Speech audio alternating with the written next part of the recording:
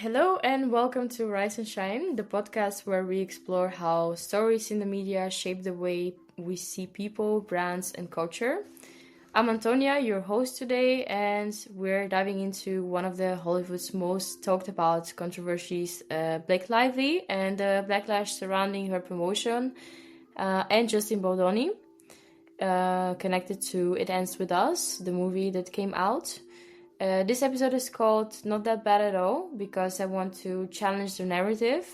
Is Blake Lively really guilty of what the media says she did, or is this another case of how public opinion can be shaped, twisted, and amplified, or is the truth somewhere in the middle?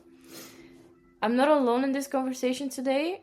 I've invited Romy, an art director from Lukkien.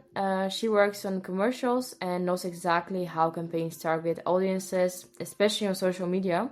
So that makes her a perfect guest for today's podcast. Romy, welcome to Rise and Shine. And can you tell us a bit more about yourself and why your work is relevant here? Yeah, of course. Well, thanks for inviting me. I'm happy to be here. As you said, I'm an art director. And I'm working on commercials that are designed to catch people's attention. And very often these campaigns live on social media as well. And my job is to understand how to target the right audience with the right message. And that's why I actually think I can add something to today's topic. Because when celebrities promoting something, like especially online, it follows the same rules as advertising.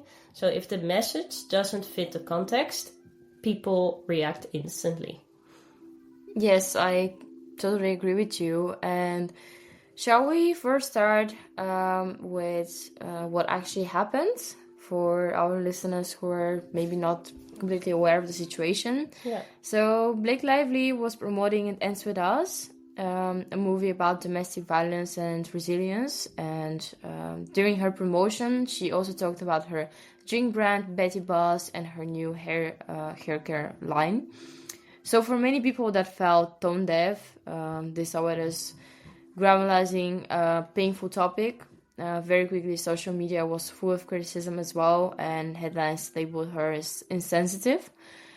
But here's an important detail that has been overlooked, at least in my opinion. Recent reports show that promoting the florist was actually part of her contract, so it was not her choice completely to do that. And it might have come across poorly. I agree with that, but it wasn't completely out of place or intentional self-promotion. And let's not forget, everyone makes mistakes, and one bad choice in promotion doesn't make you a bad person in general. It makes you human, actually. Yeah, exactly. I think you're right there. You know, the public often gets that celebrities forgets that celebrity work under context too. And sometimes what they say or promote isn't just their decision, it's just a part of a bigger deal.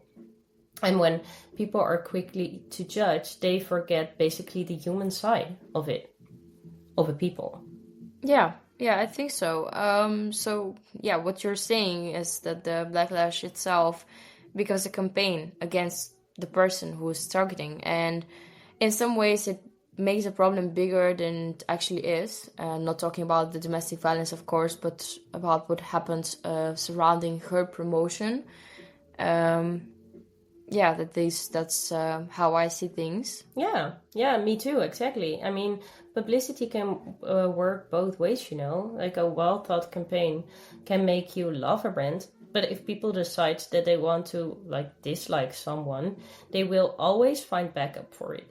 Like, every small detail becomes proof, and that's why Blake's mistake suddenly felt bigger. Like, people focused only on the negative and forgot everything else she had done before in the past. Yeah, because I've been following Blake Lively, her career for a while now, and yeah, maybe the critics also ignored something else. From what I've heard, Blake Lively herself expressed discomfort during some of the filming, especially with intimate scenes, and that matters too, right? Because while she was promoting the movie, she might have had her own struggles behind the scenes. That's a valid concern, and it changes the way we should look after her promotion choices. And that's where the bigger picture matters, because Blake Lively is not all that bad, as our podcast is suggesting. She's a mother of 4 who was balancing work, family, and the promotion, and that doesn't excuse the mistake, of course, and I think she really regrets it, but it does give some context. And if you look at her track record, she's supported causes like Time's Up, the Child's Rescue Coalition, and Feeding America. And she's spoken out for women's rights and sustainability. So one backlash doesn't erase all of that. It shouldn't. Well, yeah, and that's important to understand and keep in your mind. Like, people are more forgiving when they see honesty in action, and if Blake acknowledged the criticism and shows empathy and takes concrete steps, like working with organizations that support survivors, I think she can actually repair her reputation. Yeah, I do believe so as well. She needs to put some effort from her side, but I believe that she can start promoting nice campaigns instead of what she did now. So that will a little bit help with her reputation, and I think there's things to do here. And I think she's willing to change and to acknowledge what she did wrong, and to try to be more sensitive.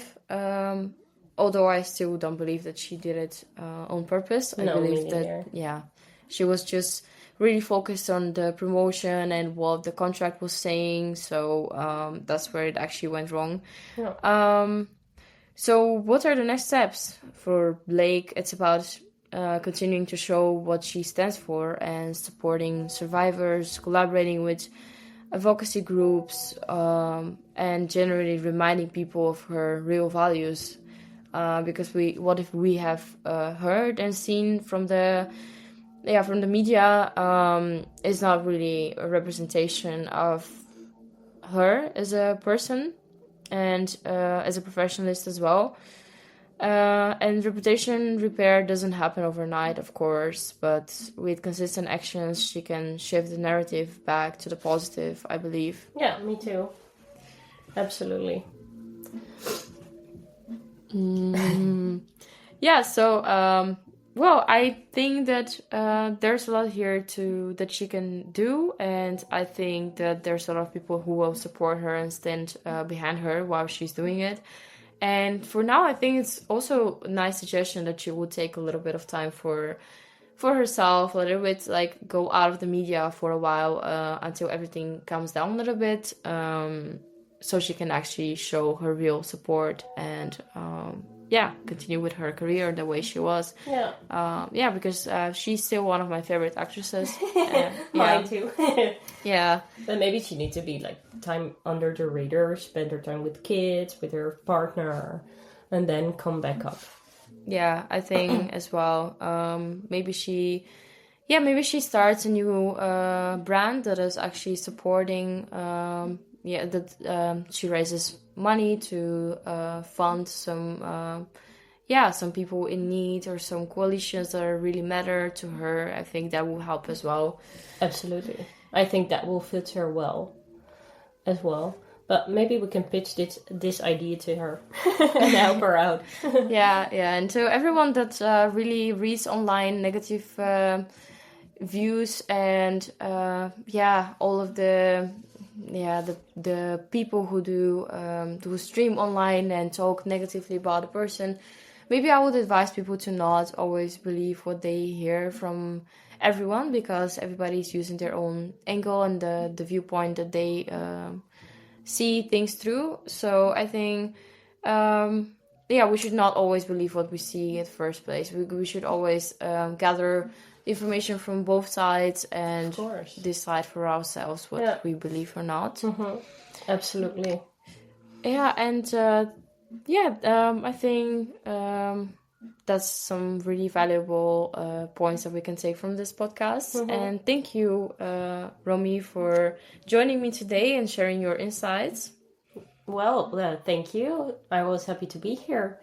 And it was a very nice and interesting talk about this topic, I think.